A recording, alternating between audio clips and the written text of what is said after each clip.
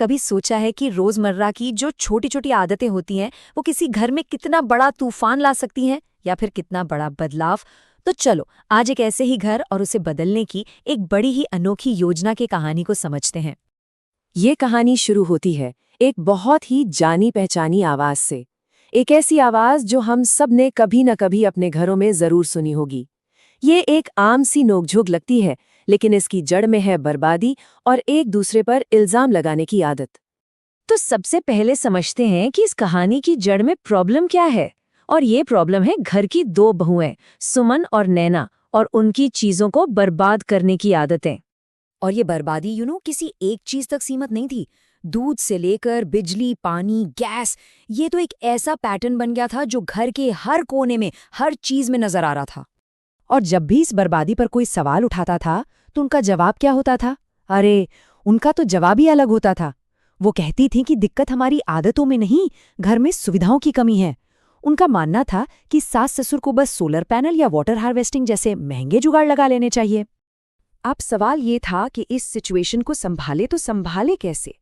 घर के बड़ों ने, मतलब ससुर प्रदीप और सास कविता ने, सीधे सीधे बात करने की कोशिश की, पर जैसा हम देखेंगे वो बुरी तरह से फेल हो गए। मतलब चाहे वो सुबह दूध उबालने का तरीका सिखाना हो या फिर दोपहर में खाली कमरे में चलते हुए एसी को बंद करने की बात, उनकी हर कोशिश को बस बहानों से और अनसुना करके टाल दिया गया। इससे हुआ ये कि प्रदीप और कविता बिल्कुल हेल्पलेस फील करने लगे। तो दिन खत्म होते होते प्रदीप और कविता को ये तो समझ आ गया था कि भाई सीधे तरीके से बात नहीं बनने वाली। उन्हें लगा कि अब तो बस कोई चमत्कार ही इन्हें समझा सकता है।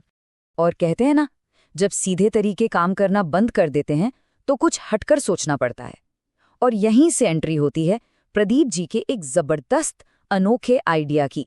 तो इंटरनेट पर जो ट्रेंड्स चल रहे थे ना, उनसे इंस्पिरेशन लेकर प्रदीप जी ने बचत को एक बोरिंग काम की तरह नहीं, बल्कि एक मजेदार, एक कॉम्पिटिटिव चैलेंज की तरह पेश किया। और इस चैलेंज का इनाम, अरे, इनाम तो वही था जो सुमन और नैना को सबसे ज्यादा चाहिए था। सोशल मीडिया पर फेमस होना, वायरल होना। प्रदीप जी ने बहुत स्मार्टली उनकी इसी कमजोरी को अपना हथियार बना लिया। अब यहाँ सबसे मजेदार बात पता है क्या है?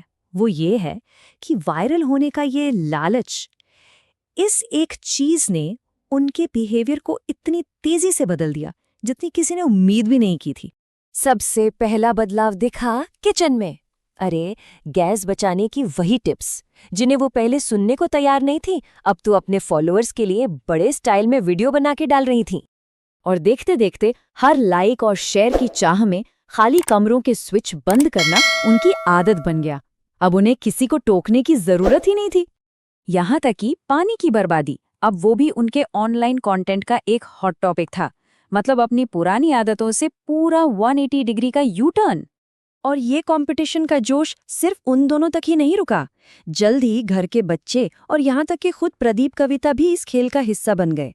पूरा घर मानो एक टीम की तरह काम कर रहा था।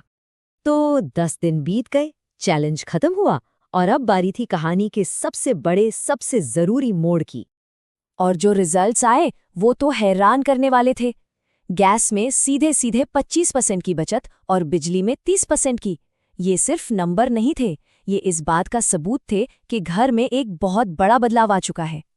लेकिन शायद सबसे बड़ी, सबसे कमाल की अचीवमेंट ये थी, पूरे 10 दिनों तक खाने की बर्बादी हुई जीरो। मतलब एक दाना भी वेस्ट नहीं हुआ।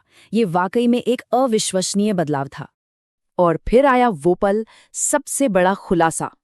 प्रदीप ने सबको बताया कि ये कोई वायरल इंटरनेट चैलेंज था ही नहीं। गैस की कमी वाली खबर से लेकर ये पूरा का पूरा कंपटीशन, सब कुछ एक प्लान था। उनके व्यवहार को बदलने के लिए एक सोची समझी चाल। तो अब चैलेंज खत्म हो चुका था, वायरल होने का कोई लालच नहीं बचा था। असली सवाल अब ये था कि क्या वो वापस अपनी पुरानी बर्बादी वाली आदतों पर लौट जाएंगी? और आखिर में उन्होंने अपने इन नई आदतों को ही अपनाने का फैसला किया। इस बार किसी शोहरत के लिए नहीं, बल्कि इसलिए क्योंकि अब वो बचत की अहमियत को सच में समझ चुकी थीं। जो एक बाहरी मोटिवेशन था वो अब उनकी एक पक्की आदत बन चुका था। ये कहानी हमें एक बहुत ज़रूरी बात सिखाती है कि कभी-कभी बदलाव लाने का सबसे अच्छा तरीका लेक्चर देना नहीं, बल्कि सही मोटिवेशन ढूंढना होता है। तो अब सोचने वाली बात यह है कि हमारी बचत की सबसे अच्छी आदत क्या है? शायद इस कहानी से हम सब अपने लिए भी कुछ